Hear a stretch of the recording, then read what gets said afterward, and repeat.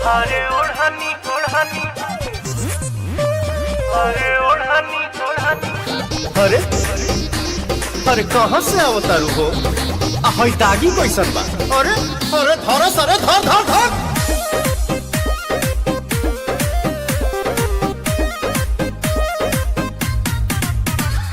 काहे पीछा परल बड़ा हमारे पमरल बड़ा मटको की पिया तारा दूध से कचरल बड़ा। क्या हो? ऐसा नहीं है तो के कर जगवलू हा भगिया गोरी, काहा पुतवलू हा अगिया गोरी। तो हरी हरी ओढ़नी तो हर छूटल कवन बगिया ए गोरी। तो हरी हरी ओढ़नी तो हर छूटल कवन बगिया ए गोरी। अरे काहे बताई?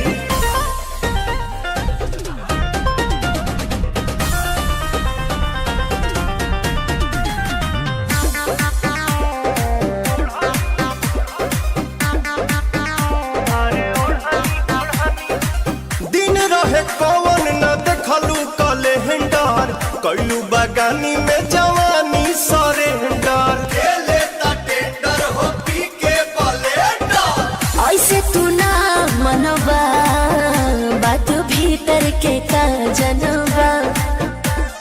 छोटे में खोटे लू सगिया गोरी, एही से लागल बदगिया गोरी। तो हरी हरी ओढ़नी तो हर छूटल कमना बगिया ए गोरी। अच्छा हरी ओढ़नी तो हर छूटल कमना बगिया ए गोरी।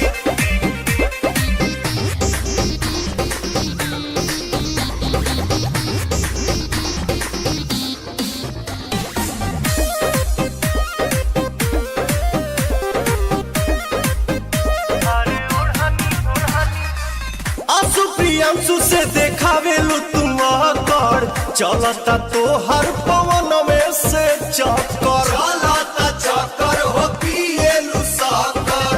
भेद जन खोला हो चाहे का बोला हो।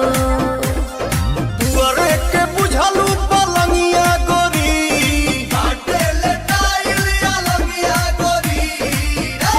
तो हरी हरी ओढ़नी तो हर छूटल कवना बगिया ए गोरी। तो हरी हरी ओढ़नी तो हर छूटल कवना बगिया ए गोरी।